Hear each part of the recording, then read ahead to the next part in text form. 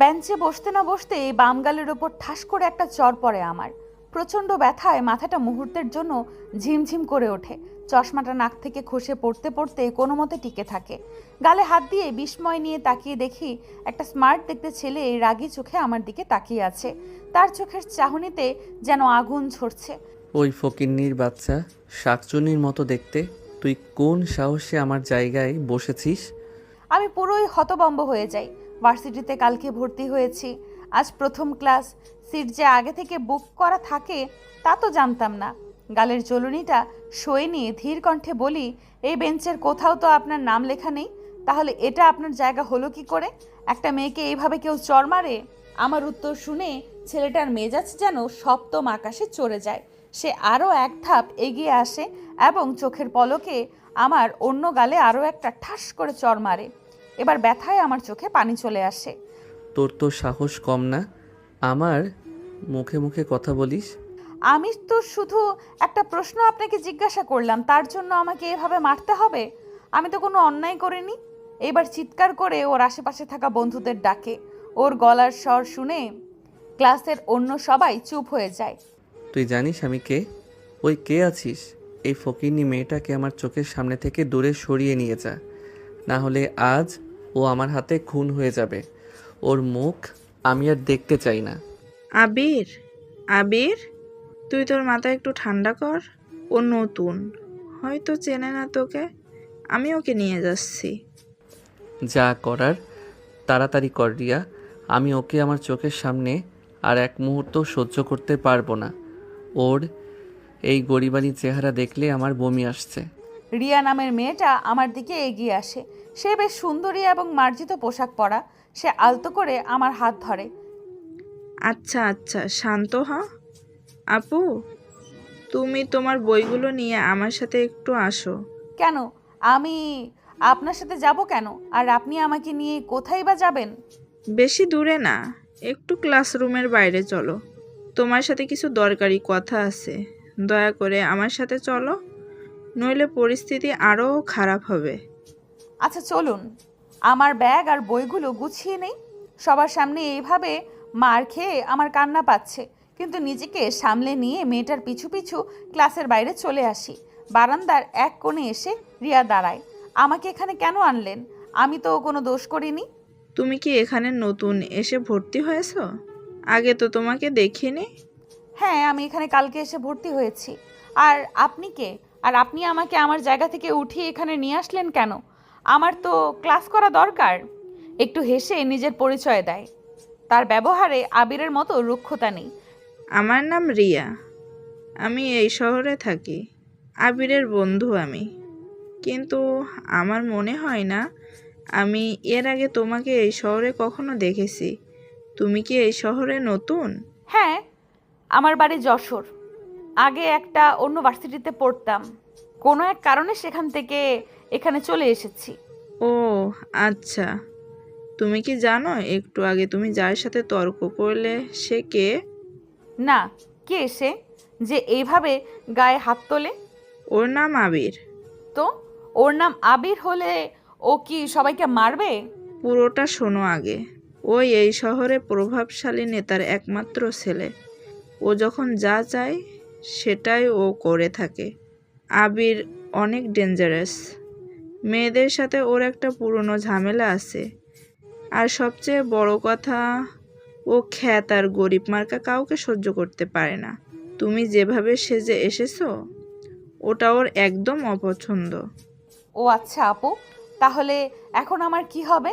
ও কি আমাকে তুলে নিয়ে যাবে? সেটা তুমি ভালো জানো। আমার মতে ওর কাছ থেকে ক্ষমা চেয়ে নিও, নইলে পরে বুঝতে পারবে জীবন কতটা কঠিন। কেন? ক্ষমা কেন চাইতে হবে? কারণ আবির যদি একবার রেগে যায়, বা যদি দেখো তুমি ওর সাথে খারাপ ব্যবহার করছো, তাহলে ও গুন্ডা দিয়ে তোমাকে তুলে তোমাকে ধর্ষণও করতে পারে। সে আর ওর পরিবার খুবই ভয়ঙ্কর মানুষ। হুম, বুঝতে পারছি। তাহলে ক্লাস শেষ হলে আমি ওর কাছে মাফ চেয়ে নেব? হ্যাঁ, ওটাই বুদ্ধিমত্তা কাজ হবে। আচ্ছা, তোমার নাম কি? আমার নাম নেহা। আর তোমার নাম তো জানি। হ্যাঁ। আচ্ছা চলো ক্লাস করি, অনেকটা সময় নষ্ট হলো। আচ্ছা। এরপর রিয়া আর আমি ক্লাসের ভেতরে ঢুকি, তবে এবার সামনের দিকে না গিয়ে একদম পেছনের একটা বেঞ্চে গিয়ে বসি। আবির যেখানে বসবে সেই জায়গাটা ও নিজে পরিষ্কার করছে না, ও একটা ছেলেকে দিয়ে জায়গাটা পরিষ্কার করাচ্ছে। ছেলেটা একটা পরিষ্কার কাপড় দিয়ে বেঞ্চের ধুলো ঝাড়ছে, আর আবির পাশে দাঁড়িয়ে তাচ্ছিল্যের হাসি হাসছে। কথা শুনে আমি এমনিতেই ভয় পেয়েছি, আর ক্লাসে এসে যা দেখলাম তা দেখে আরও ভয় পাই। নিজের সিট অন্যকে দিয়ে পরিষ্কার করানো, ভাবুন একবার। ছেলেটাকে সবাই কতটা ভয় পায়, যার জন্য অন্য একটা ছেলে তার জায়গা মুছে দিচ্ছে।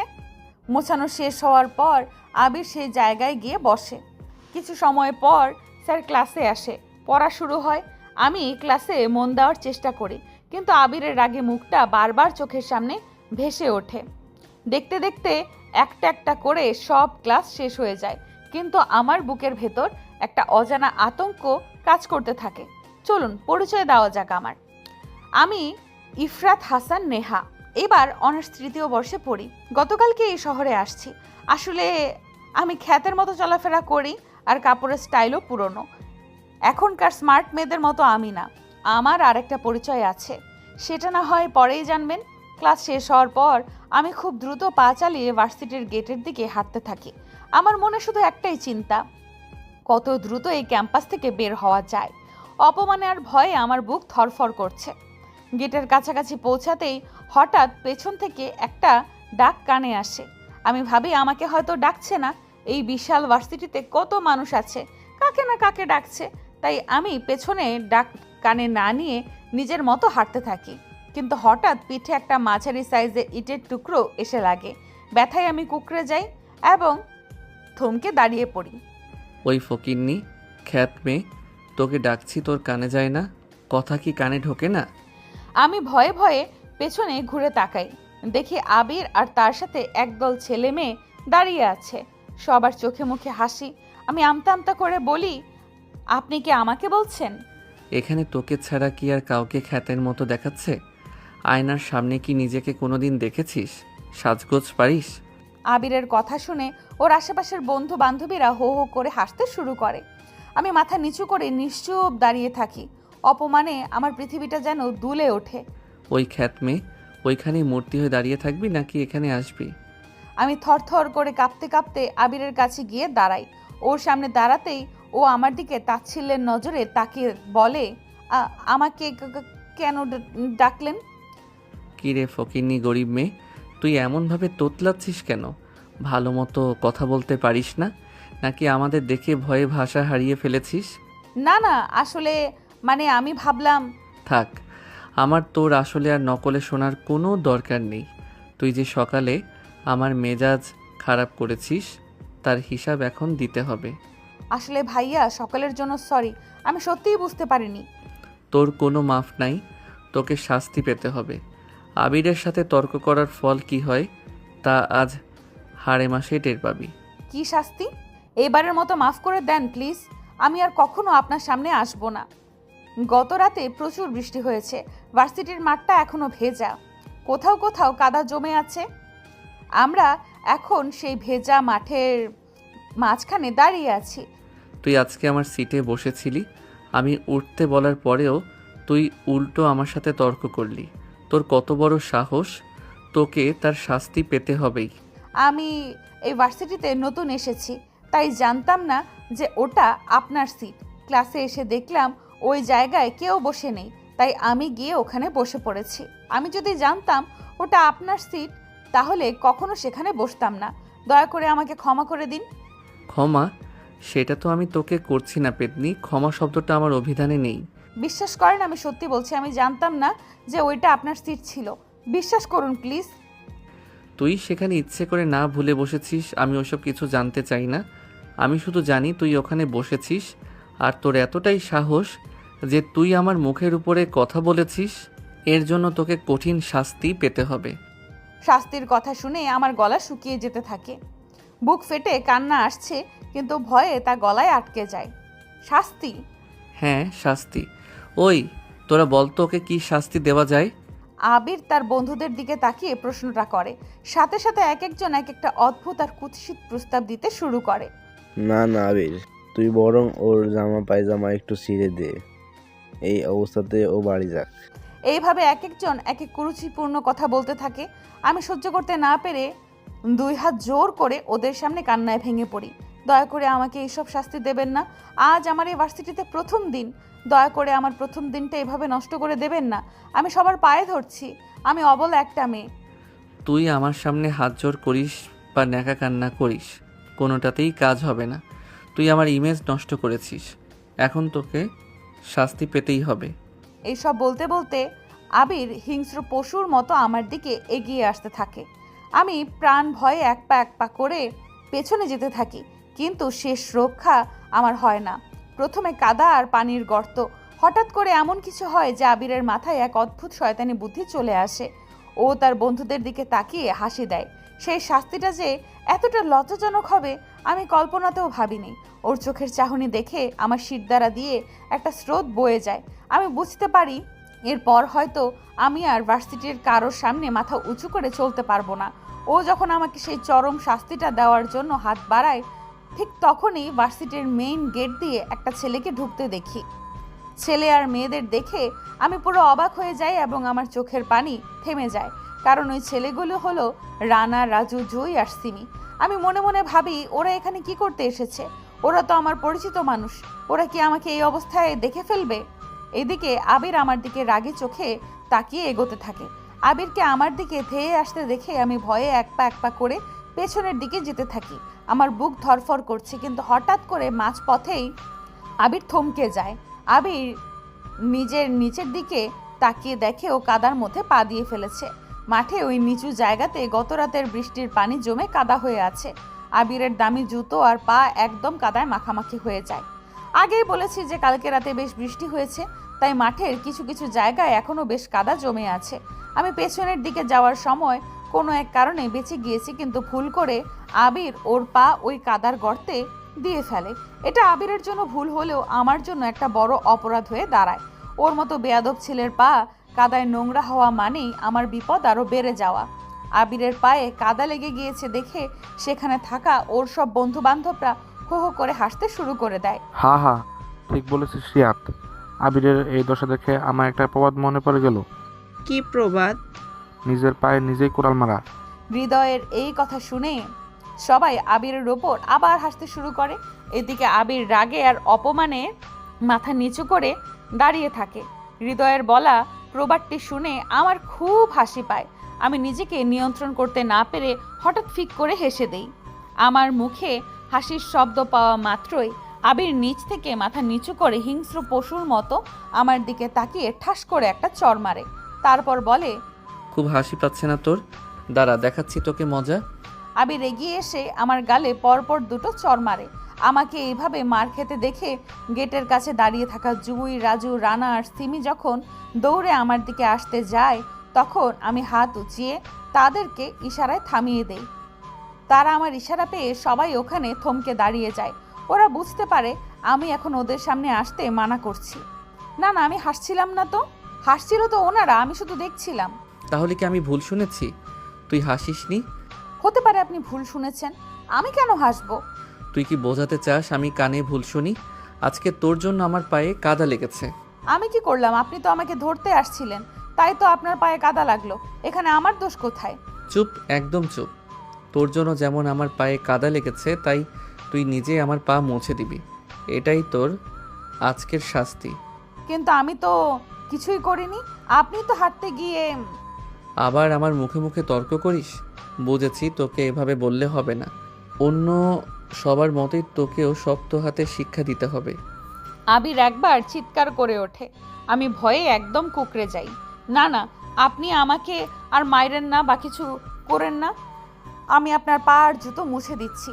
তাড়াতাড়ি কর, দেরি আমার একদম সহ্য হয় না। আপনি একটু অপেক্ষা করেন, আমি কোথাও থেকে একটা কাপড়ের টুকরো নিয়ে আসি, তারপর আপনার পা পরিষ্কার করে মুছে দিচ্ছি। কাপড়ের টুকরো আনার কোনো দরকার নেই, অত সময় আমার হাতে নেই। তাহলে আমি আপনার পা আর জুতো মুছবো কি করে? কাপড় ছাড়া তো কাদা পরিষ্কার হবে না। কেন? তোর মাথায় এত বড় বড় চুল আছে না? চুল দিয়ে মুছে দিবি। চুল দিয়ে? নিজের চুল দিয়ে আপনার কাদা মাখা জুতো মুছবো? হ্যাঁ, গ্রামের খ্যাতমে হয়ে এত বড় বড় চুল রেখেছিস কেন? কখনো তো এইগুলো কাজে আসে না। তোকে তো সুন্দর লাগে না, এই স্টাইল করে বাঁধিসও নাই।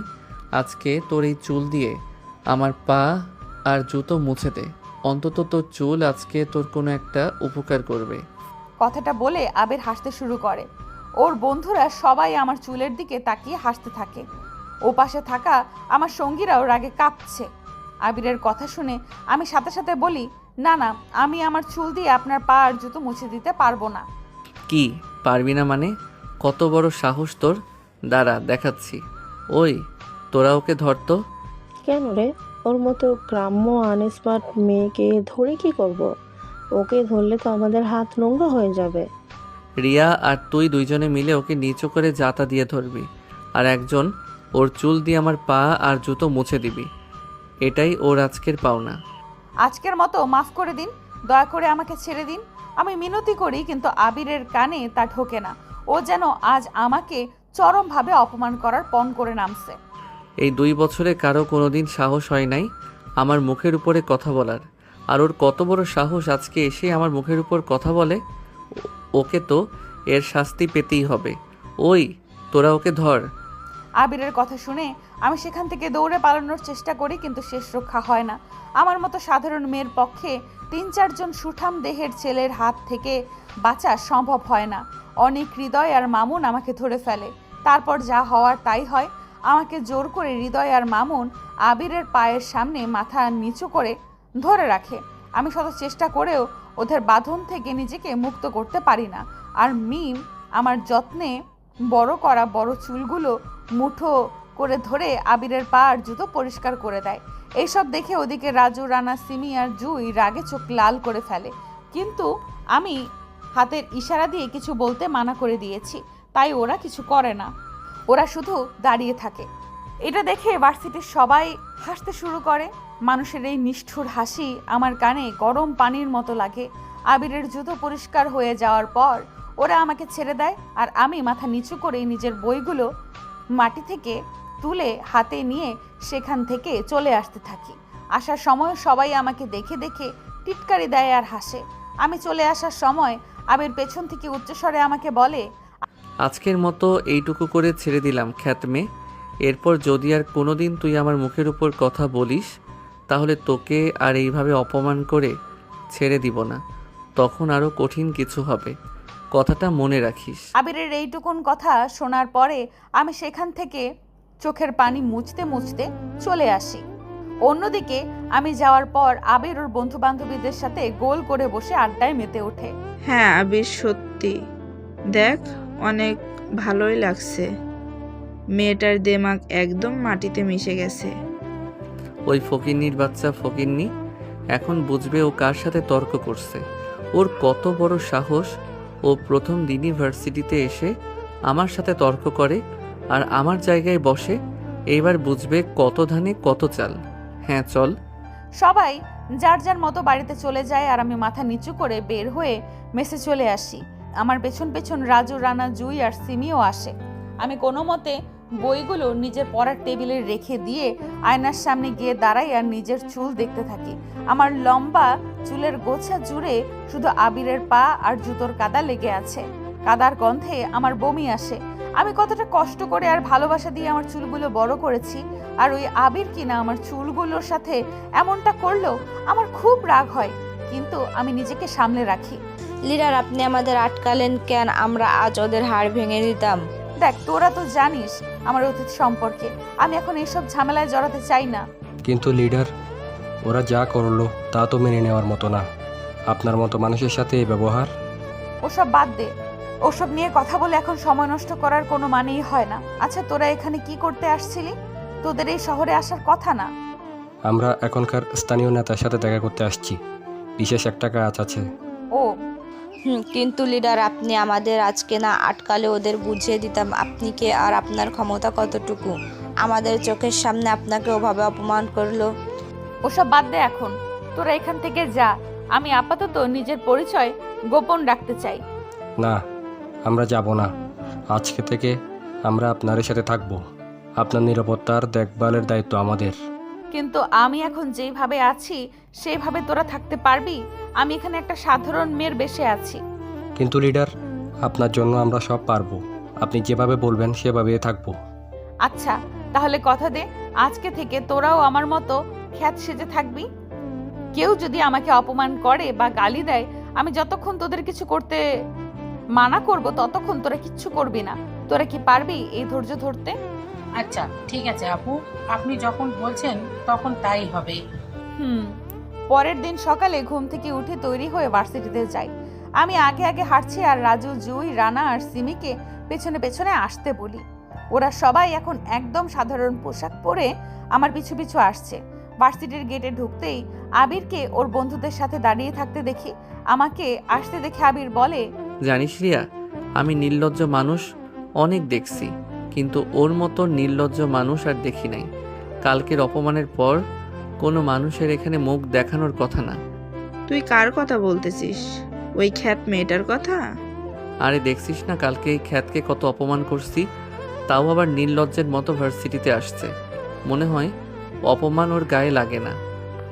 আরে তুই জানিস না, ক্ষেত্রা এমনই হয়, এদের আত্মসম্মান বলতে কিছু থাকে না। ঠিক বলেছিস। আমি ওদের কথায় কান্না দিয়ে সোজা ক্লাসে চলে আসি। পেছনে থাকা রানা আর রাজুরা রাগে কাঁপছে। ওদের কথাগুলো আমার কানে আসছিল। দেখছিস এই ছেলের কি সাহস, লিডারকে খ্যাত বলে অপমান করে। আমার ইচ্ছে করছে এই ছেলেকে এখনই মেরে ফেলি, একদম মাটিতে পুঁতে দিই। লিডার, আমাদের মানা করার কারণে এই ছেলে বেঁচে গেছে, না হলে ওর হাড়গোড় আস্ত থাকতো না। ধৈর্য ধর, সময় আসবে। পুরো ক্লাসের সময়টা আমি পড়ার দিকে মনোযোগ দেওয়ার চেষ্টা করি। ক্লাস শেষে যখন আমি বাইরে আসব তখন হঠাৎ আবিরের ডাক শুনি। এই খ্যাত মেয়ে এদিকে আয়। জি, আমাকে ডাকছেন? তুই ছাড়া এখানে আর কেউ আছে নাকি যাকে ডাকবো? না, নেই। তো কি জন্য ডাকছেন? দেখ আবির, এই ছোট লোকের তোর সাহস কম না, তোর সামনে কেমন করে কথা বলে। ওদের সবার কথা শুনে আবির রাগে গজগজ করতে থাকে। আমার শান্ত ভাবটা যেন ও সহ্য হচ্ছে না। ও চায় আমি কান্নাকাটি করি আর ওর পায়ে ধরি, কিন্তু আমি শুধু দাঁড়িয়ে থাকি। তারপর আবির একটা চট দিয়ে বলে, এই মেয়ে, তোর সাহস তো কম না, এভাবে আমার সাথে মুখে মুখে কথা বলছিস? আমি আবার কেমন করে কথা বললাম? আমি তো শুধু আপনার কথার উত্তর দিচ্ছি। তুই একদম ন্যাকা সাজবি না, আমি এসব সহ্য করি না। আমি কেন নাকা সাজতে যাব? আপনি ডাকলেন তাই তো আসলাম। আজকে এই খ্যাতটাকে একটু অন্যরকম শাস্তি দিতে হবে, যাতে সারা জীবন মনে রাখে এই আবিরটাকে। সাধারণ কোনো চড় থাপ্পড়ে এর শিক্ষা হবে না। ওকে একটু ভিন্ন রকম শাস্তি দে, তাতে এই কলেজে মুখ দেখাতে লজ্জা পায়। হৃদয় ঠিক বলেছে রে, এর দিমাগ চূর্ণ করা দরকার। দিব শাস্তি। তোরা শুধু দেখ কি করি আজ। এই তোরা সবাই মিলে এই খ্যাত মেয়েটাকে ধরতো। আবিরের নির্দেশে হৃদয়, নিলয় আর সামি একযোগে ঝাঁপিয়ে পড়ে আমার উপর। ওরা শক্ত করে আমার দুই হাত ধরে ফেলে। আমাদের কলেজের পেছনে একটা পুরনো বড় পুকুর আছে। সেই পুকুরটা সবসময় শ্যাওলা আর কচুরি পানায় ভর্তি থাকে। দুর্গন্ধযুক্ত পানি আর শ্যাওলার কারণে কেউ ওদিকে যায় না। ওই, এই ফকিনি মেয়েটাকে ধরে সবাই পুকুরের কাছে নিয়ে চল। আজ একে এই শ্যাওলা পরিষ্কার করাবো। ভাইয়া প্লিজ, এইবারের মতো আমাকে ছেড়ে দেন, আমি আর ভুল করব না। তোকে আবার মাফ? হা। এই তোরা কি বলিস? একে কি মাফ করে দিব? না আবির, তুই ওকে কঠিন শাস্তি দিবি, যাতে তোকে ও ভালো করে চিনতে পারে, ভুলেও যেন তোর সামনে মাথা না তুলে। দেখেছিস ওরা সবাই কি বলল? তোকে কোনোদিন মাফ করব না। চুপ, একদম চুপ, বেশি কথা বলছিস। এই তোরা সবাই ওকে ধরে নিয়ে চলতো। ওরা সবাই মিলে আমাকে হিড়হিড় করে টেনে পুকুরের পাড়ে নিয়ে যায়। রাজু, রানা, জুই আর সিমি দূরে দাঁড়িয়ে আমার দিকে অসহায়ভাবে তাকিয়ে থাকে। আমি আগে থেকেই ওদের মানা করে দিয়েছি কিছু করতে। আমি ইশারায় ওদের শান্ত থাকতে বলি। ওরা রাগে কাঁপলেও আমার নির্দেশ অমান্য করে না। পুকুর পাড়ে নিয়ে যাওয়ার পর মামুন, হৃদয় আর মিম মিলে আমাকে ধাক্কা দিয়ে সেই শ্যাওলা ভর্তি পুকুরে ফেলে দেয়। পুকুরের নোংরা আর পচা পানি আমার নাকে মুখে ঢুকে যায়। আমার পুরো শরীরে আর চুলে সবুজ শ্যাওলা মাখামাখি হয়ে যায়। আমি কোনো মতে হাবুডুবু খেয়ে পাড়ে ওঠার চেষ্টা করি। আমার এই অবস্থা দেখে পুরো ভার্সিটির ছাত্রছাত্রীরা হাসতে শুরু করে। এই অপমান সহ্য করা যে কতটা কঠিন তা আমি শুধু জানি। আবির, শাস্তিটা কিন্তু অনেক ভালো হয়েছে। এর উপযুক্ত পাওনা এটাই। হুম। আর এই ফকিনি মেয়ে শোন, এখন থেকে চিনে নিবি এই আবিরটাকে। এটা তো কেবল শুরু। তারপর ওরা সবাই হাসতে হাসতে সেখান থেকে চলে যায়। আমি কোনো মতে পুকুর থেকে উঠে ভেজা কাপড়ে আর শ্যাওলা মাখা শরীরে মেসে ফিরে আসি। দ্রুত শাওয়ার নিতে যাই আর মনে মনে প্রতিজ্ঞা করি একদিন আবির বুঝবে আমার সাথে খারাপ আচরণ করার পরিণাম কি হতে পারে। আমি এখন নিজেকে নিয়ন্ত্রণ করছি, কারণ বড় ঝড়ের আগে আকাশ শান্ত থাকে। শাওয়ার নিয়ে রুম থেকে বের হতেই দেখি রাজু, রানা, জুই আর সিমি আমার রুমে এসে বসে আছে। ওদের মুখগুলো রাগে থমথমে হয়ে আছে। লিডার আপনাকে আজও কত অপমান করল, তাও আপনি কিছু বললেন না যে? আমাদের একবার ইশারা দিলেই তো ওদের কাজ শেষ করে দিতাম। থাক, ওসব বাদ দে, সময়ে সব কিছু জবাব দেবে। কেন লিডার, বাদ কেন দিব? আপনি তো চাইলে এক তুড়িতে কিছু করতে পারতেন, না হলে আমাদের কিছু করার জন্য বলতেন। আমরা কি শুধু আপনার অপমান দেখতে এসেছি? সময় হলে তোদের কিছু করতে বলবো, এখন শুধু ধৈর্য ধর। এরপর আমরা সবাই মিলে পাশের একটা রেস্টুরেন্ট থেকে দুপুরের খাবার খেয়ে নিই। কিছুক্ষণ আড্ডা দিয়ে মনটা হালকা করার চেষ্টা করি। বিকেলে একা একটু পার্কে ঘুরতে যাই। সেখানে একটা বেঞ্চে বসে 5 বছর আগের কথা ভাবতে থাকি। মনে মনে বলতে থাকি কত সুখী ছিলাম আগে, নিজের পরিবার নিয়ে, আর এখন কেউ নেই পাশে। এক বুক হাহাকার নিয়ে সন্ধ্যা হয়ে গেলে বাসায় চলে আসি। রাতে হালকা কিছু খাবার খেয়ে শুয়ে পড়ি। অপমানে আর ক্ষোভে পরের 2 দিন আমি ভার্সিটিতে যাই না। 3 দিনের দিন একটু গুছিয়ে নিয়ে আবার যাই। ভার্সিটিতে গেট দিয়ে ভেতরে ঢুকতেই আবিরের ডাক কানে আসে। ওই মেয়েদিকে আয়। কি বললেন? এদিকে আসতে বললাম না? কানের মাথা খেয়েছিস নাকি? আমি ওখানে যেতে পারবো না, কিছু বলার থাকলে এখানে এসে বলেন। আমার উত্তর শুনে আবিরের দলবল চমকে যায়। ওরা ভাবেনি আমি আবার এভাবে কথা বলবো। দেখ আবির, এত শাস্তি দেওয়ার পরও ওই মেয়ের কোনো লজ্জা নেই। এখনো তোর মুখে মুখে কথা বলে। এর পা ভেঙে দেওয়ার দরকার। মুখে মুখে কথা বলার জন্য ওর গালে কয়েকটা কষিয়ে থাপ্পড় মার, দেখবি পরে আর কথা বের হবে না, মুখটা বন্ধ হয়ে যাবে। ঠিক বলেছিস রিয়া, আজ এর মুখ চিরকালের জন্য বন্ধ করব। আবির গটগট করে আমার কাছে এগিয়ে আসে। ও নিজের হাত উঁচিয়ে যেই না আমার গালে থাপ্পড় দিতে যাবে, ঠিক তখনই আমি বিদ্যুৎ গতিতে ওর হাতটা ধরে ফেলি। এক মুহূর্ত সময় নষ্ট না করে উল্টো ওর গালে ঠাস করে একটা প্রচণ্ড জোরে থাপ্পড় মেরে দেই।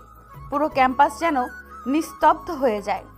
আমার এই কাণ্ড দেখে ভার্সিটিতে সবাই হতবাক হয়ে যায়। আবিরের বন্ধুবান্ধবরা তো বিশ্বাসই করতে পারতেছে না যে এক খ্যাত মেয়ে আবিরের গায়ে হাত তোলার সাহস করে।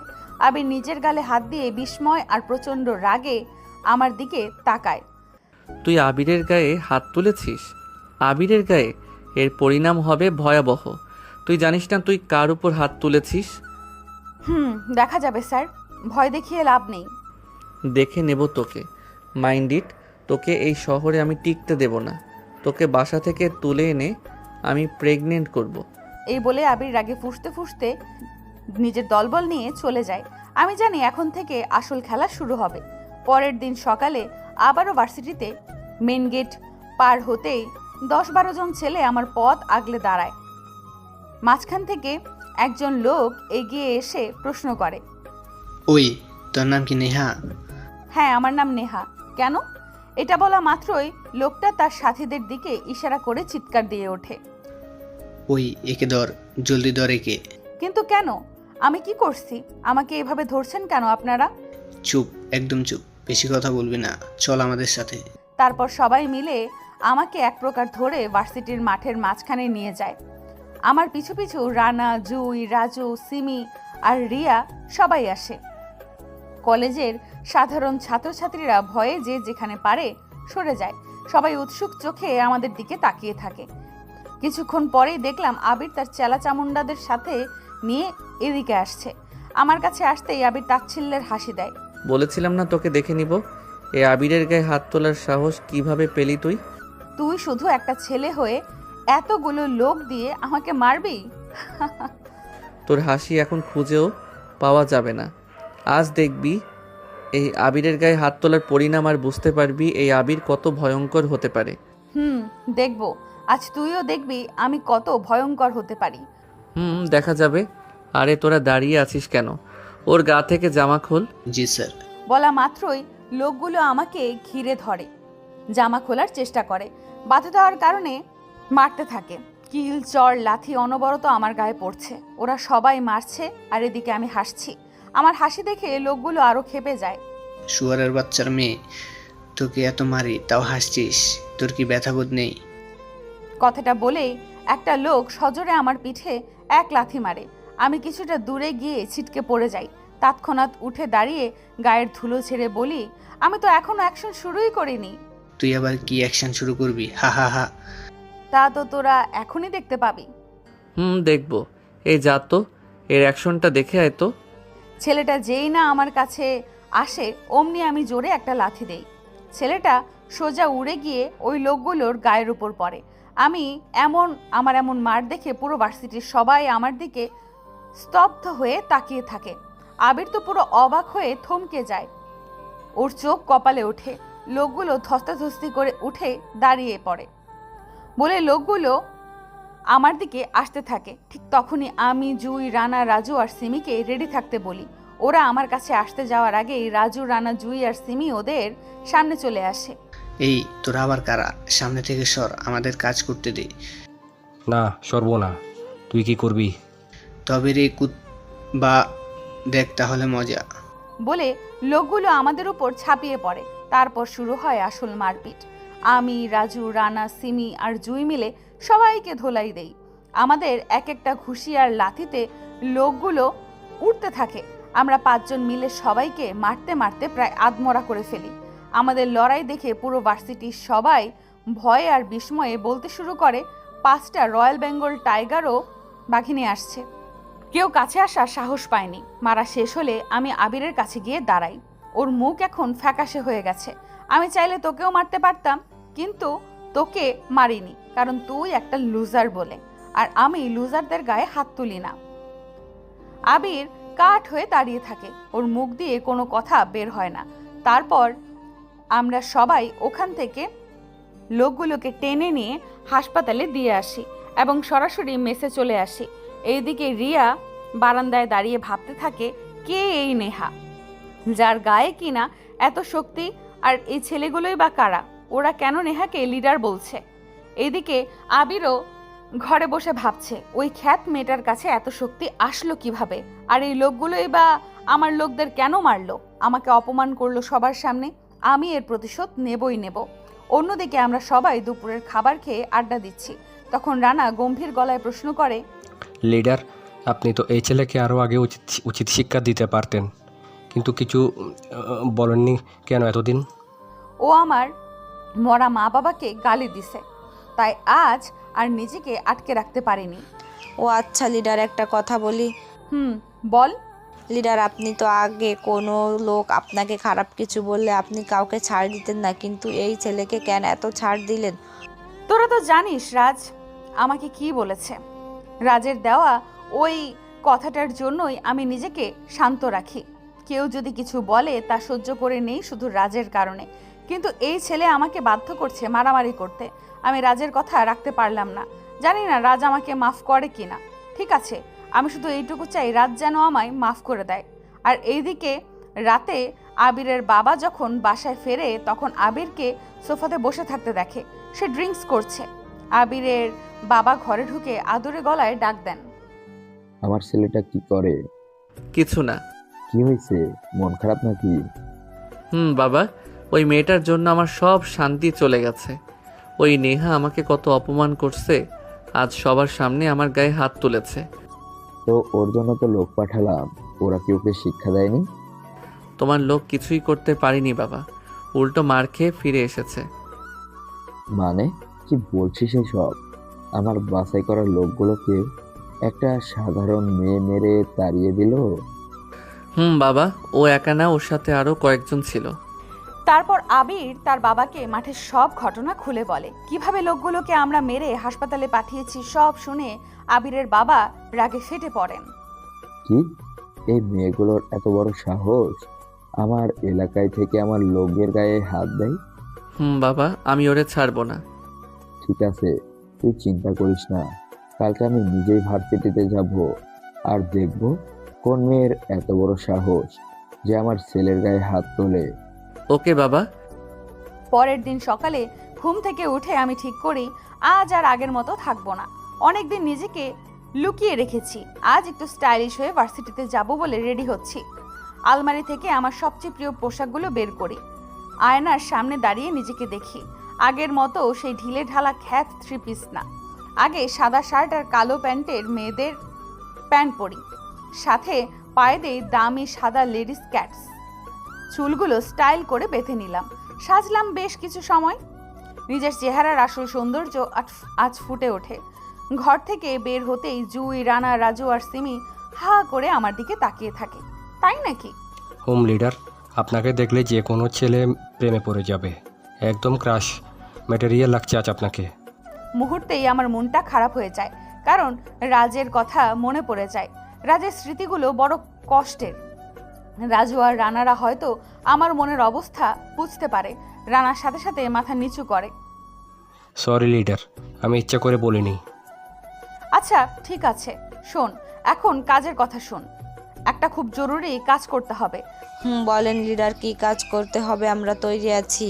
আমাদের দলের সব লোকদের আসতে বল, সবাইকে বল অস্ত্র ছাড়াই আসতে, কিন্তু সাথে যেন অন্তত 15টা দামি গাড়ি থাকে। দামিগুলো নিয়ে ভার্সিটির গেটের সামনে অবস্থান নিতে বল। আচ্ছা লিডার, কিন্তু হঠাৎ কেন ওদের আসতে বলছেন লিডার? কোনো বড় হামলা হবে? আজ আমি আমার আসল রূপ সবাইকে দেখাবো। অনেক অপমান সহ্য করছি, মানুষ আছে জানবে আসলে কে এই নেহা। আমার আভিজাত্য আর ক্ষমতা আজ সবাই দেখবে।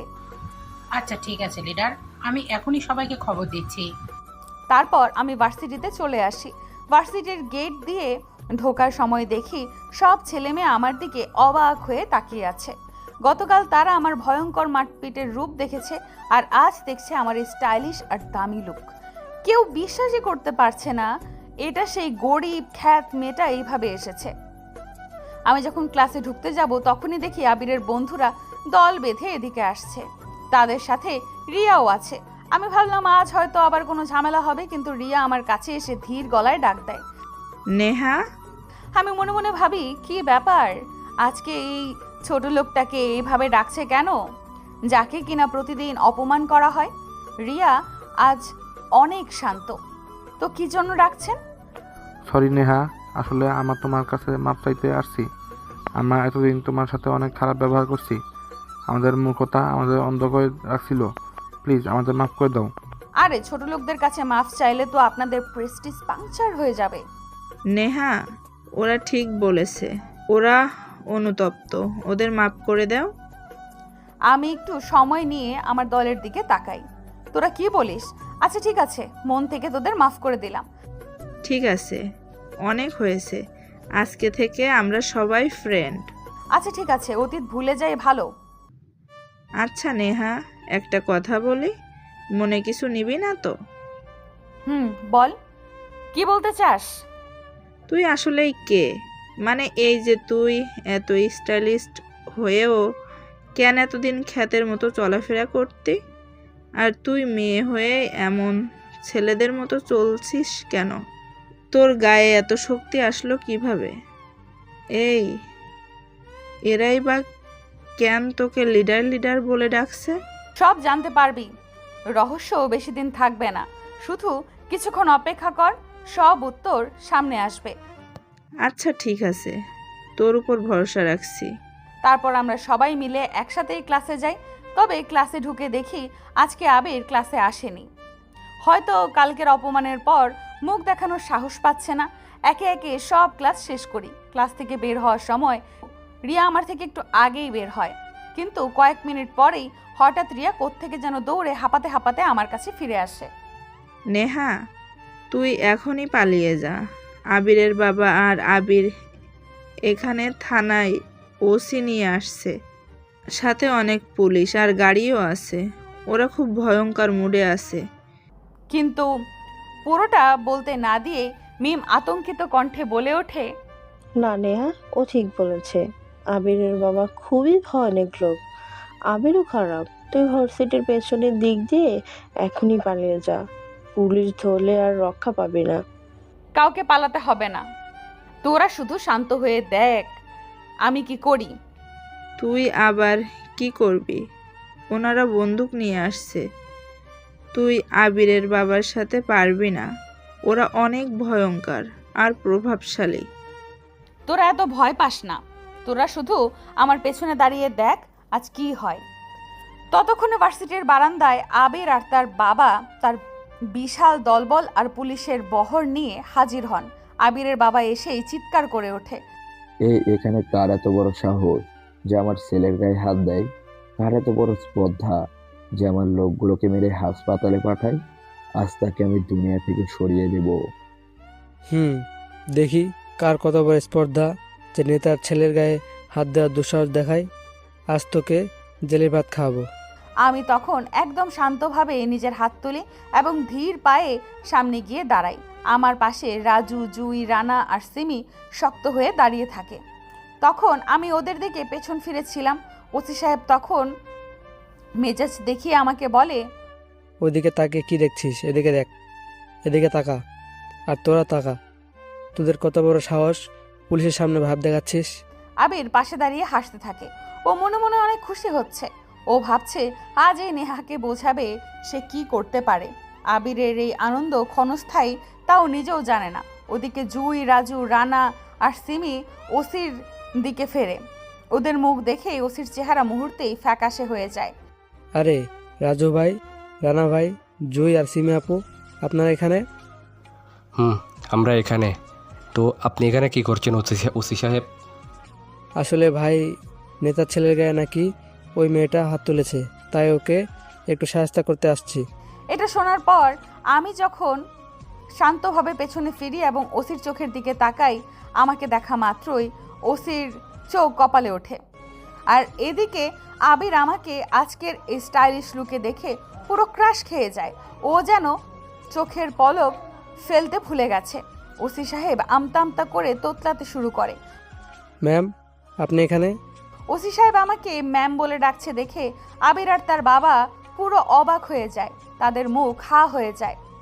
ওসি সাহেব, আপনি কেন এই মেয়েটাকে ম্যাম ডাকছেন? পাগল হলেন নাকি? ও তো একটা সাধারণ মেয়ে। আপনি একদম চুপ থাকেন। ম্যাম আপনি এখন যেতে পারেন, আমার বুঝতে ভুল হয়েছে। কথাটা বলে আমি একটু সামনে এগিয়ে যাই। তখনই আবিরের বাবা মরিয়া হয়ে ওসিকে আটকে ধরে। ওসি সাহেব, আপনি কেন ওকে ছেড়ে দিলেন? ওর নামে তো আমি কমপ্লেইন দিছি। আপনি ওনাকে চেনেন? ওনার পরিচয় জানেন? না তো, কেউ? উনি হলেন পুরো ওয়ার্ল্ডের মাফিয়া কুইন নেহা, যার এক ইশারায় দেশ থমকে যায়। এটা শোনার পর ক্যাম্পাসের সবাই চুপ হয়ে যায়। সবচেয়ে বেশি অবাক আবির আর তার বাবা, কারণ নেহাকে চেনে না এমন কেউ দেশে নেই। সেই কুইন আজ তাদের সামনে। আমি ভার্সিটির গেটের কাছে আসতেই 15টি লাক্সারি গাড়ি আমাদের সামনে এসে সারি বেঁধে দাঁড়িয়ে যায়। প্রতিটি গাড়ি আমার বিশ্বস্ত এবং প্রশিক্ষিত লোকে ভর্তি। গাড়িগুলো থামাতেই একটি গাড়ির দরজা খুলে যায় এবং আমার প্রধান বডিগার্ড দ্রুত পায়ে আমার কাছে এগিয়ে আসে। লোকটি অত্যন্ত শ্রদ্ধার সাথে আমার সামনে দাঁড়ায় এবং হাতে থাকা একটি দামি কালো রঙের কোট আমার কাঁধে জড়িয়ে দেয়। কোটটি গায়ে জড়িয়ে আমি শান্ত পায়ে এগিয়ে যাই। লিডার, আপনার জন্য গাড়ি প্রস্তুত। আমি কোনো কথা না বলে গিয়ে আমার বিশেষ বুলেট প্রুফ গাড়িতে গিয়ে বসি।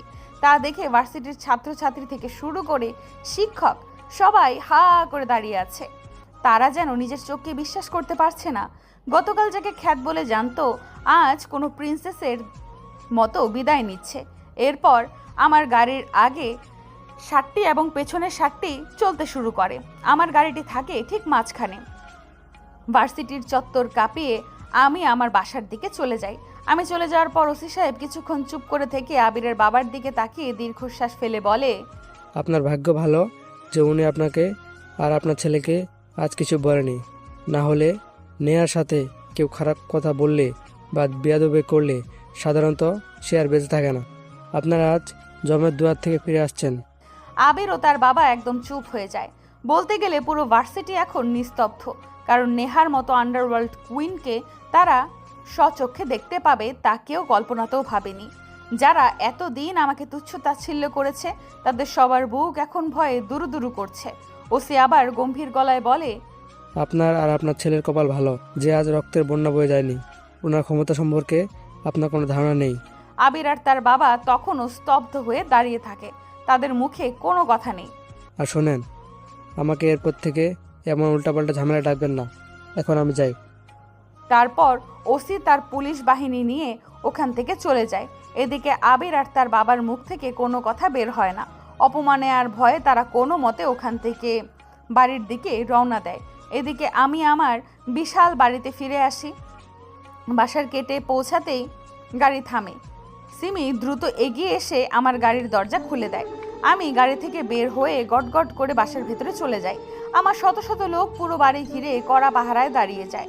ভার্সিটির সেই খ্যাত নেহা এখন তার আসল সিংহাসনে বসা।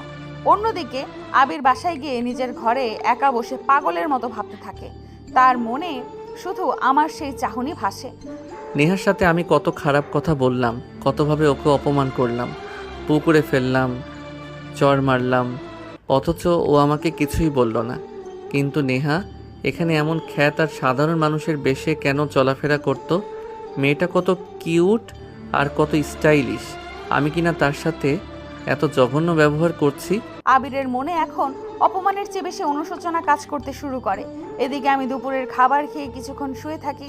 জানলার বাইরে তাকিয়ে আমি মনে মনে ভাবি, আমি রাজের কথা রাখতে পারলাম না।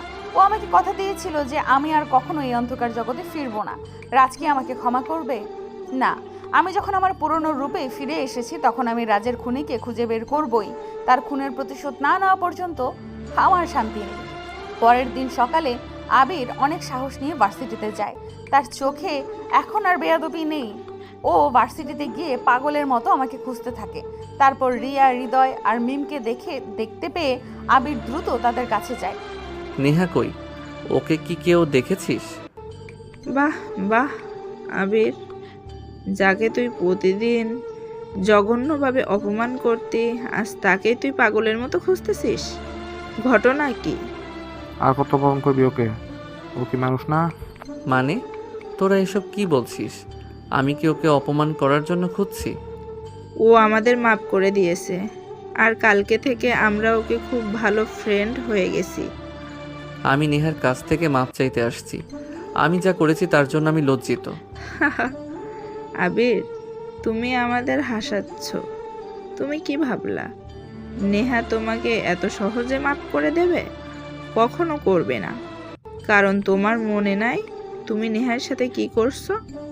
ওর চুলে কাদা মাখানো থেকে শুরু করে পুকুরে ফেলা সবই তো তুমি করছো। প্লিজ তোরা এভাবে বলিস না। আমি এতদিন ক্ষমতার অহংকারে ডুবেছিলাম, তাই অনেক কিছু করে ফেলেছি। কিন্তু এখন আমি আমার ভুল বুঝতে পারছি, তাই আমি নেহার কাছে ক্ষমা চাইতে আসছি। ও মাফ না করলে আমি মরে যাব।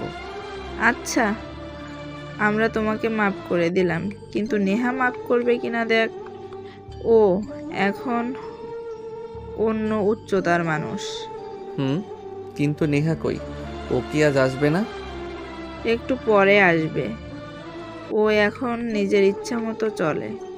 রিয়ার কথা আমি ভার্সিটিতে হাজির হই। তবে আজকে আসার ধরনটা একদম আলাদা। আগে আমার সাথে কোনো গাড়ি আর গার্ড ছিল না, কিন্তু আজকে অনেকগুলো দামি গাড়ি আর স্যুট পরা কয়েক ডজন গার্ড আমার সাথে আছে। আমি গাড়ি থেকে নামতেই পুরো ভার্সিটি থমকে যায়। গাড়ি বহর নিয়ে আমি যখন ভার্সিটির ভেতরে প্রবেশ করি তখন পুরো ক্যাম্পাসের কয়েকশো ছাত্রছাত্রী আর শিক্ষক স্তব্ধ হয়ে আমার দিকে তাকিয়ে থাকে। আমি ধীর পায়ে গাড়ি থেকে নেমে রিয়া, হৃদয়, মামুন আর মিমদের দিকে এগিয়ে যাই। আমাকে দেখে ওরা কিছুটা জড়সড় হয়ে যায়। কেমন আছিস তোরা? ভালো, তুই কেমন আছিস নেহা? রিয়া ভয়ে ভয়ে বলে, কারণ কালকের ভয়ঙ্কর ঘটনার পর ওরা আমাকে একদম অন্য চোখে দেখছে। ভালো। আরে তোরা এইভাবে কুকড়ে যাচ্ছিস কেন? আমি তোদের বন্ধু, তাই আমাকে ভয় পাওয়ার কিছু নেই। আসলে হুট করে সব বদলে গেল তো, তাই খাপ খাওয়াতে পারছি না। কথার মাঝখানে খেয়াল করি আবির আমার দিকে এক দৃষ্টিতে তাকিয়ে আছে। তার চোখে এখন আর সেই উদ্যত ভাব নেই, বরং একরাশ বিষণ্ণতার অনুশোচনা কাজ করছে। আমি তার দিকে তাকিয়ে একটু টিপ্পনি কেটে বলি, আরে আপনি এখানে? আজ আবার নতুন কি অপমান করবেন বলে ঠিক করেছেন? পুকুরে ফেলা নাকি চুলে কাদা মাখানো? প্লিজ নেহা, আমাকে এভাবে বিদ্রূপ করো না। আমাকে ক্ষমা করে দাও। আমি সত্যি আমার চরম ভুল বুঝতে পারছি। না, আমি এখন কি করব? আমার ওপর করা ওই অত্যাচারগুলো কি ভুলে যাব? প্লিজ এবারের মতো আমাকে মাফ করে দাও। আমি তোমার কাছে ভিক্ষা চাচ্ছি। আবির হঠাৎ আমার হাত জড়িয়ে ধরে বলে, আরে আপনি এই ছোট লোকটার হাত কেন জড়িয়ে ধরছেন? এই হাত ধরলে তো আপনার রাজকীয় হাত নোংরা হয়ে যাবে। আমি সত্যি মন থেকে ক্ষমা চাইতে আসছি নেহা। আসলে ছোটবেলায় মা মারা যাওয়ার পর বাবা আমাকে অনেক আদরে বড় করেন। আমি যা চাইতাম বাবা তাই মেনে নিত। আমি যা বলতাম তাই হতো। তাই আমি যখন যা ইচ্ছা হতো তাই করতাম। এভাবেই আমি আস্তে আস্তে অন্ধ আর খারাপ হয়ে যাই। আজ আমি আমার ভুল বুঝতে পারছি। দয়া করে আমাকে ক্ষমা করো। আবির আমার হাত ধরে কান্না করতে করতে কথাগুলো বলে। নেহা, আবির ঠিক বলেছে। ও ওর ব্যবহারের জন্য সত্যিই লজ্জিত। ওকে মাফ করে দে। আবিরের কান্না আর সবার অনুরোধ দেখে আমার মন কিছুটা নরম হয়। প্রতিশোধ নেওয়ার চেয়ে ক্ষমা করে দেওয়া অনেক বড় গুণ। আচ্ছা ঠিক আছে, অতীত ভুলে গিয়ে তোমাকে মাফ করে দিলাম। সত্যি বলছিস? হুম। তাহলে আজকে থেকে আমরা ফ্রেন্ড? আচ্ছা, ওকে। আচ্ছা নেহা, একটা কথা বলি, তুমি কিছু মনে করবে না তো? বলো। তুমি যদি আন্ডারওয়ার্ল্ডের এত বড় কুইন হয়ে থাকো, তাহলে প্রথমে তুমি কেন এভাবে নিজেকে লুকিয়ে সাধারণ খ্যাত পোশাকে চলাফেরা করছিলে? আমি দীর্ঘশ্বাস ফেলে আকাশের দিকে তাকাই। আমার চোখের সামনে পুরনো সব স্মৃতি ভেসে ওঠে। আমি ধীর কণ্ঠে বলতে শুরু করি, আচ্ছা তাহলে শোনো, সব কিছুর পেছনে একটা গল্প থাকে। 5 বছর আগের কথা। আমি তখন শহরের মাফিয়াদের কুইন। পুরো ওয়ার্ল্ডের আন্ডারওয়ার্ল্ডের সবাই এক নামে আমাকে চিনত। একদিন আমি রাস্তা দিয়ে হেঁটে যাচ্ছি, তখন দেখি একটা ছেলেকে কিছু গুন্ডা টাইপের ছেলে মারছে। দৃশ্যটা দেখে আমার মাথা গরম হয়ে যায়। আমি সেখানে গেলাম। আমার সাথে তখন রাজু, রানা, জুই আর সিমিও ছিল।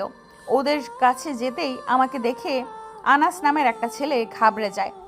লিডার, আপনি এখানে? তোর এত বড় সাহস, আমার এলাকায় একটা ছেলেকে মারছিস? লিডার, ওকে মারলে আপনার সমস্যা কি? কি? তোর এত বড় সাহস আমার মুখে মুখে কথা বলিস? বলেই আমি ওকে মারতে শুরু করি। আমি আনাসকে প্রচুর মারি এবং এক পর্যায়ে ওর কলার ধরে বলি, তোকে যদি আরেকবার দেখি কাউকে টিস করতে, তবে একেবারে সোজা উপরে পাঠিয়ে দিব। নেহা, তুইও মনে রাখিস, আমার বাবা এখানকার প্রভাবশালী মন্ত্রী। কি? তুই আমাকে তোর বাবার ভয় দেখাস? যা, তোর বাবাকে গিয়ে বল সুমন মেরেছে। আনাস ওখান থেকে চলে যায়। তখন সেই ছেলেটি আমার কাছে আসে। থ্যাঙ্কস দেওয়ার কিছু নেই। আজ থেকে অন্য কোনো মানুষ থাকলেও আমি একই কাজ করতাম। আপনি তো অনেক ভালো মানুষ। আপনি এই শহরে নতুন? আপনি জানলেন কিভাবে? নতুন তাই আমাকে ভালো বলছেন। পরে সব জানতে পারলে হয়তো উল্টোটা বলবেন। ওসব বাদ দেন। আচ্ছা, আপনার নাম কি? ইফরাত নেহা, সবাই নেহা বলে ডাকে। রাজ। আচ্ছা রাজ, আমি এখন আসি, একটা কাজ আছে। একটু দাঁড়ান, একটা কথা শুনে যান। পরে দেখা হলে শুনে নেব, এখন যাই। আর কিছু বলতে না দিয়ে আমি গাড়িতে উঠে যাই। গাড়িতে বসতেই রানা আমাকে খোঁচা দিয়ে বলে, লিডার, আপনি তো কোনো ছেলের সাথে এত বেশি কথা বলেন না, কিন্তু এই ছেলের সাথে এত কথা বললেন কেন? জানি না, এই ছেলেটার চোখের মায়া আর সারল্য আমাকে কেন জানি আটকে দিচ্ছিল। কেন লিডার, প্রেমে পড়ে গেলেন নাকি? হতে পারে, কিন্তু আমার মতো খুনি আর অপরাধী জগতের মেয়েকে কি কেউ মেনে নেবে? রাতে বাসায় ফিরে রাজের কথা ভাবছি। রাজ কি সুন্দর ছেলে। প্রথম দেখাতেই আমি ওর প্রেমে পড়ে যাই। কিন্তু ও কি আমাকে ভালোবাসবে? রাজও নিশ্চয়ই আমার কথা ভাবছে। ঠিক তখনই আমার ফোনে কল আসে। স্ক্রিনে দেখি এখানকার মন্ত্রীর নাম। আমি ফোন রিসিভ করি। তুমি নাকি আমার ছেলের গায়ে হাত তুলেছো? কেন তুলেছি সেটা নিশ্চয়ই জানেন। এটা সাধারণ ছেলের জন্য তুমি আমার ছেলের গায়ে হাত তুলেছো? ওই ছেলের জন্য আপনার ছেলের গায়ে হাত তুলেছি। আপনি এখানে? কেন, আমি আসতে পারি না? পারেন। তাই এখানে কি জন্য এসেছেন? এমনি একটু ঘুরতে আসছি। তা আপনি এখানে কেন? আমিও একটু হাওয়া খেতে আসছি। ও আচ্ছা নেহা, আপনি কি প্রেম করেন? আমার মতো মেয়ের সাথে আবার প্রেম করবে? সত্যি আপনি প্রেম করেন না? আপনি? তারপর রাজ হঠাৎ আমার হাত ধরে যা বলল তা শুনে তো আমি পুরো অবাক হয়ে যাই। রাজ হঠাৎ আমার হাত দুটো নিজের হাতের মুঠোয় নিয়ে নেয়। ওর চোখের দিকে তাকাতেই আমি এক অদ্ভুত মায়া দেখতে পাই। কিছুক্ষণ চুপ করে থেকে রাজ গভীর আবেগে আমাকে নিজের মনের কথা বলে দেয়। আমি তো তোমাকে প্রথম দেখাতেই ভালোবেসে ফেলেছি নেহা। কি বলছো এসব? তুমি কি জানো আমি একজন মাফিয়া? আমার হাতে মানুষের রক্ত লেগে থাকে। জানি। তোমার সব পরিচয় জেনেই বলছি, আমি তোমাকে ভালোবাসি। কিন্তু রাজ, আমাকে পুরোটা বলতে না দিয়ে রাজ আমার ঠোঁটে আঙুল চেপে ধরে বলে, কোনো কিন্তু না। তুমি কি আমাকে ভালোবাসো না? তোমার ওই চোখ কিন্তু অন্য কথা বলে। বাসি। সত্যি বলতে তোমাকেও আমার অনেক ভালো লাগে, কিন্তু তোমার মা বাবা কি আমার মতো একটা মেয়েকে মেনে নেবে? মা বাবা বেঁচে থাকলে তো মেনে নেওয়ার প্রশ্ন আসতো। মানে ওরা কোথায়? বাবা মা অনেক আগে আমাকে এই পৃথিবীতে একা ফেলে রেখে ওপারে চলে গেছেন। এখন আমি একদম একা। ও সরি রাজ, আমি আসলে এভাবে কষ্ট দিতে চাইনি, জানতামও না তুমিও আমার মতো একা। ঠিক আছে, এখন বলো, তুমি কি সারা জীবন আমায় এভাবেই ভালোবাসবে? বাসবো, কিন্তু তুমি আমাকে কখনো ছেড়ে যাবে না তো? আমার জীবনটা অনিশ্চয়তায় ভরা। চলে যাওয়ার ইচ্ছা থাকলে তোমাকে ভালোবেসে নিজের বিপদ ডেকে আনতাম না। আমি শেষ পর্যন্ত তোমার ছায়া হয়ে থাকবো। সত্যি বলছো তো? আমি আবেগে আপ্লুত হয়ে রাজকে জড়িয়ে ধরতে যাই, কিন্তু ও আলতো করে আমায় বাধা দেয়। এখনই না, তুমি আমাকে এভাবে হুট করে জড়িয়ে ধরতে পারবে না। কেন? কি অপরাধ করলাম আমি? তুমি কি এখনো আমাকে অফিশিয়ালি প্রপোজ করছো? না তো। তুমি কি এখনো আমাকে অফিশিয়ালি প্রপোজ করছো? এই সবার সামনে আমার খুব লজ্জা করে তো। তাহলে আগে প্রপোজ করো, সুন্দর করে আই লাভ ইউ বলো। আর ঢং করতে হবে না, তাড়াতাড়ি আই লাভ ইউ বলো, নয়তো আমি চললাম। আচ্ছা আচ্ছা বাবা, বলতেছি, রাগ করো না। বলো। আই লাভ ইউ রাজ, আমার এই অন্ধকার জীবনে আলো হয়ে থেকো। আই লাভ ইউ টু বাবুতা। বলেই রাজ আমাকে জড়িয়ে ধরে আমার গালে একটা মিষ্টি চুমু দিয়ে দেয়। ঠিক তখনই আমাদের ব্যক্তিগত মুহূর্তের মাঝে রানা বাগড়া দেয়। ও আড়াল থেকে উকি দিয়ে হাসতে হাসতে বলে, লিডার, আপনি রোমান্স করেন, আমরা বরং একটু আশপাশ থেকে ঘুরে আসি, আপনাদের ডিস্টার্ব করে লাভ নেই। রানার কথা শুনে রাজ লজ্জায় আমার বুকে মাথা লুকায়, ওর কান দুটো লাল হয়ে যায়। আচ্ছা যা, কিছুক্ষণ পর আমি কল দিয়ে তোদের ডাকবো, এখন ভাগ এখান থেকে। বলেই ওরা হাসতে হাসতে চলে যায়। ওরা যা বললো তা কি সত্যিই হবে? কি হবে? ওই যে রোম্যান্স। যা দুষ্টু, শুধু বদমাশি বুদ্ধি মাথায়। আচ্ছা চলো, ওই দূরের বেঞ্চটায় গিয়ে বসি, ওখানে ভিড় কম। চলো। আমরা পার্কের এক কোণে একটা পুরনো বেঞ্চে গিয়ে বসি। রাজ আমার কাঁধে মাথা রাখে। কিছুক্ষণ নীরবতার পর রাজ আমায় প্রশ্ন করে, আচ্ছা তোমাকে একটা কথা বলি নেহা। বলো, শুনছি। তুমি এই গুন্ডামি বা মাফিয়াগিরি কেন করো? তুমি তো চাইলে অনেক ভালো মানুষও হতে পারতে। মেয়ে এই পথে আসলে কেন? সেটা অনেক বড় আর যন্ত্রণার কাহিনী, শুনবে সেই ইতিহাস? বলো। তাহলে শোনো, আমি যখন খুব ছোট তখনই নিজের বাবা মাকে হারাই। বাবা মা মারা যাওয়ার পর অসহায় আমাকে আমাদের পাশের বাসার একজন আঙ্কেল নিজের কাছে টেনে নেন। তিনি আমাকে ছোট থেকে বড় করেন একদম নিজের মেয়ের মতো। আঙ্কেলের এই পৃথিবীতে নিজের বলতে কেউ ছিল না, তাই তিনি আমাকে নিজের সন্তানের মতো করে তিল তিল করে বড় করে তোলেন। আমাকে martial art, fighting, fire shooting সব কিছু শেখাতে সাহায্য করে। এইভাবেই আমি বড় হতে থাকি। আমার বয়স যখন 16 বছর, একদিন আঙ্কেল আর আমি বাসায় ঘুমাচ্ছিলাম। তখনই গভীর রাতে বাসার দরজায় কেউ সজোরে টোকা দেয়। আঙ্কেল গিয়ে দরজা খুলে দেন। দরজা খুলতেই 5 জন সন্ত্রাসী লোক বাসার ভেতরে ঢুকে পড়ে। লোকগুলো ঢুকেই আঙ্কেলকে চিৎকার করে বলে। এক পর্যায়ে লোকগুলোর সাথে আঙ্কেলের প্রচণ্ড কথা কাটাকাটি হয়। আমি ভয়ে দরজার আড়ালে লুকিয়ে লুকিয়ে সব দেখছিলাম। এক পর্যায়ে একটা লোক রিভলভার বের করে আঙ্কেলকে সরাসরি গুলি করে দেয়। আঙ্কেল রক্তাক্ত অবস্থায় মেঝেতে লুটিয়ে পড়েন। তা দেখে আমি বুক ফাটা চিৎকার করে উঠি। লোকগুলো যখন আমার দিকে আসতে যায়, তার আগেই আমি এগিয়ে গিয়ে একজনকে ঘুষি মেরে তার হাতের বন্দুকটি ছিনিয়ে নিই। তারপর একে একে 5 জনকে গুলি করে মেরে দেই। এরপর আমি ওই বাসা থেকে চিরতরে বের হয়ে যাই। কিছু দূর যেতেই দেখি 3টা লোক 4টা ছোট ছোট মেয়ে আর ছেলেদেরকে দিয়ে জোর করে ড্রাগস বিক্রি করাচ্ছে। তা দেখে আমি সেখানে যাই। আমাকে দেখে একটা লোক তাচ্ছিল্য করে বলে, বাহ বাহ, কাজ করানোর জন্য নতুন লোক খুঁজছি, আর শিকার দেখে আমাদের সামনেই হাজির। কে কাকে কাজে লাগায় তাই এক্ষুনি দেখাচ্ছি।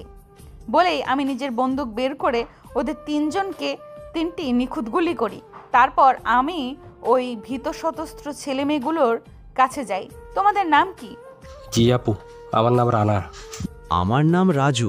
শোনো, আজ থেকে তোরা আর এই সব ড্রাগস আর খারাপ কাজ করবি না। আজ থেকে তোরা আমার হয়ে কাজ করবি। আমরা খারাপ মানুষদের শেষ করব। সবাই একসাথে বলে ওঠে। তারপর ওদের নিয়ে আমি ওখান থেকে চলে আসি। আমরা একটা শক্তিশালী গ্যাং তৈরি করি। আস্তে আস্তে আমি শহরে যত সব খারাপ লোক বা শোষক আছে তাদের খুন করতে শুরু করি। কিন্তু আমি সবসময় গরিব আর অসহায় মানুষকে সাহায্য করতাম বলে সাধারণ মানুষ আমাকে ভালোবাসতো। এইভাবেই আমার নাম চারদিকে ছড়িয়ে পড়ে আর আমি হয়ে যাই আন্ডারওয়ার্ল্ডের কুইন নেহা। আমার সব কথা শুনে রাজের চোখে পানি চলে আসে। ও আমার হাত শক্ত করে ধরে। তাহলে তোমার জীবন ছিল খুবই কষ্টকর, অনেক সংগ্রাম করে এই পর্যায়ে এসেছো। আচ্ছা, এইসব পুরনো কথা বাদ দাও, এখন নতুন করে বাঁচতে চাই। আচ্ছা রাজ, তোমার বাবা মা তো মারা গেছেন, তাহলে তুমি পড়াশোনা কিভাবে করলে? খরচ কোত্থেকে আসতো? এখানে বলে রাখি, রাজ এই শহরেই একটি নামী ভার্সিটিতে ভর্তি হয়েছে। আমি টিউশনি করে নিজের খরচ চালাই, কারো কাছে হাত পাতি না। আহারে, আমার হবু বরটা কত কষ্ট করে পড়াশোনা করে। এখন থেকে আমি আছি তো, সব ঠিক হয়ে যাবে। আচ্ছা চলো, আজ বাসায় যাই, রাত হয়ে যাচ্ছে। আর একটু থাকি না, তোমার পাশে বসে থাকতে ভালো লাগছে। না আজ না, একটু জরুরি কাজ আছে, চলো। তারপর আমি রাজকে ওর মেসে নামিয়ে দিয়ে আসি। বাসায় ফেরার পথে আমার শুধু রাজের হাসি মাখা মুখটা মনে পড়ছে।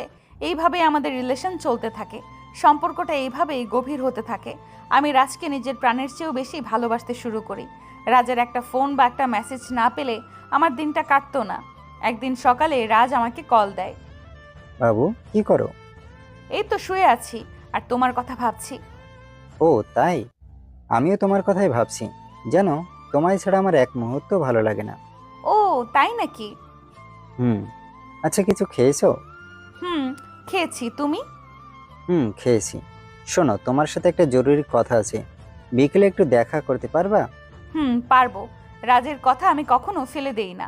কিন্তু কোথায় দেখা করব? আচ্ছা, বিকেলে পার্কে চলে এসো, আমাদের সেই চেনা জায়গায়। আচ্ছা ঠিক আছে, সময় মতো চলে আসবো। আচ্ছা এখন রাখি, সাবধানে থেকো। ওকে বলেই আমি ফোনটা কেটে দেই। বিকেলে আমি গিয়ে নির্ধারিত বেঞ্চটাতে বসে আছি। ঘড়ির কাঁটা ঘুরছে, কিন্তু রাজের আসার কোনো নামগন্ধ নেই। আমি বারবার ফোন চেক করছি। অনেকক্ষণ একা বসে থাকার পর হঠাৎ দেখি রাজ আসছে। রাজকে দেখে আমি এক মুহূর্তের জন্য চোখ ফেরাতে পারি না। রাজ আজকে একটা হালকা নীল রঙের শার্ট পরেছে। ওর গায়ের রং আর নীল রংটা যেন মিলেমিশে একাকার হয়ে গেছে। ওকে আজ অন্য দিনের চেয়েও অনেক বেশি সুদর্শন লাগছে। আমি এক ধ্যানে ওর দিকে তাকিয়ে থাকি। রাজ আমার কাছে এসে লাজুক হাসে। এভাবে তাকিয়ে কি দেখছো? আমি স্বর্গ থেকে নেমে আসা কোনো রাজপুত্র দেখছি। এখানে রাজপুত্র আসবে কোত্থেকে? তুমিও না নেহা? কেন বাবু, তুমি কি রাজপুত্রের চেয়ে কম নাকি? আমার কাছে তো তুমিই সব। যা দুষ্টু, শুধু মিষ্টি কথা বলে আমার ভোলাও। রাজ লজ্জা পেয়ে আমাকে জড়িয়ে ধরে আমার বুকে মাথা লুকায়। হয়েছে, আর লজ্জা পেতে হবে না। তা এত জরুরি কি জন্য ডেকেছো? কোনো সমস্যা? যা দুষ্টু, শুধু মিষ্টি কথা বলে আমায় ভোলাও। সমস্যা তো আছেই, তোমাকে ছাড়া আর একা থাকতে ভালো লাগছে না। মেসে একা একা খুব কষ্ট হয়, তাই বলছি আমি তোমার সাথে থাকতে চাই। কি বলছো? বিয়ের আগে কিভাবে আমার কাছে থাকবে? সমাজ তো মানবে না। ও আচ্ছা, তাহলে তুমি আমাকে বিয়ে কবে করবে শুনি? এই তো আর কয়েকদিন পরেই করব, সব গুছিয়ে নেই। না, তুমি আমাকে কালকেই বিয়ে করবা। তোমাকে ছাড়া আমার একা এক মুহূর্তও ভালো লাগে না। প্রতিটা সেকেন্ড আমার কাছে বছরের মতো মনে হয়। আচ্ছা জান, কালকেই করব, তোমার কথাই শেষ কথা। সত্যি বলছো তো? আমি কি কখনো তোমার সাথে মিথ্যা বলি? ঠিক। আচ্ছা, আমার জন্য এখন আইসক্রিম নিয়ে আসো, আমার খুব আইসক্রিম খেতে ইচ্ছে করছে। এখন আইসক্রিম খাবা? সূর্য ডুবে যাচ্ছে তো। খাবো, তুমি যাও নিয়ে আসো এক্ষুনি। আচ্ছা যাচ্ছি, তুমি এখানেই বসো। রাজ আমার জন্য আইসক্রিম আনতে মাত্র কয়েক কদম সামনে যায়, তখনই হঠাৎ একটা গুলির শব্দ শুনি। বুকটা যেন কেঁপে ওঠে। আমি দ্রুত পেছনে তাকিয়ে দেখি রাজ মাটিতে পড়ে যাচ্ছে। ওর শার্টটাতে, ও সাদাটে নীল শার্টটা মুহূর্তের মধ্যেই লাল রক্তে ভিজে যাচ্ছে। আমি সামনে তাকিয়ে দেখি সেই মন্ত্রী আর তার ছেলে আনাস অস্ত্র হাতে দাঁড়িয়ে আছে। সাথে একদল ভাড়াটে গুন্ডা। আমি রাজ বলে চিৎকার করে কলিজা ফাটানো চিৎকার দিয়ে উঠি। আমি পাগলের মতো দৌড়ে রাজের কাছে যেতে চাই। ঠিক তখনই আনাস আমার দিকে লক্ষ্য করে একটা গুলি চালায়। গুলিটা সোজা এসে আমার বাম হাতে লাগে। ব্যথায় আমার শরীর ঝিমঝিম করে ওঠে, কিন্তু আমি সেদিকে খেয়াল করি না। তুই এই ছেলের জন্য আমার গায়ে হাত দিয়েছিস হেনা, তাই তোদের দুজনকে আজ শেষ করে দেব। আমার ইমেজে হাত দেওয়ার ফল ভোগ কর এখন। কিরে, তুই নাকি আন্ডারওয়ার্ল্ডের কুইন? কই তোর কুইনগিরি গেল কই? এখন তো কুকুরের মতো মরবি। বাবা, এসব কুইন টুইনকে আমি এখনই দেখে নেব। এর সব জারি জরি আজ শেষ হবে। এই বলে আনাস যখন আমার মাথায় লক্ষ্য করে দ্বিতীয়বার গুলি করতে যাবে, ঠিক তখনই জুই, রানা, রাজু আর সিমি সেখানে হাজির হয়। ওরা এসেই বৃষ্টির মতো গুলি করতে শুরু করে দেয়। আমাদের হামলায় আনাস আর মন্ত্রীর লোকগুলো অপ্রস্তুত হয়ে যায়। ওদের গুলিতে একে একে সব গুন্ডা মাটিতে লুটিয়ে পড়ে। মন্ত্রীর ছেলেও গুলি খেয়ে ছিটকে যায়। আমি সেসবের তোয়াক্কা না করে দ্রুত রাজের কাছে যাই। ওকে তাড়াতাড়ি করে নিজের কোলে তুলে নেই। রাজের দেহটা ঝিমিয়ে পড়ছে। তোমার কিছু হবে না রাজ, আমি তোমাকে কিচ্ছু হতে দিব না, শান্ত হও রাজ। নেহা, আমি মনে হয় আর বেশিক্ষণ বাঁচব না। আমার চারপাশ অন্ধকার হয়ে আসছে। আমি ঠিক আছি তো? না, ওসব অলক্ষণে কথা বলো না। আমি তোমাকে এক্ষুনি হাসপাতালে নিয়ে যাব। তোমাকে বাঁচতেই হবে। না নেহা, আমাকে চাইলে তুমি আর বাঁচাতে পারবে না। আমার সময় ফুরিয়ে আসছে। বরং নেহা, তুমি আমাকে কথা দাও, তুমি কখনো আর গুন্ডামি করবে না।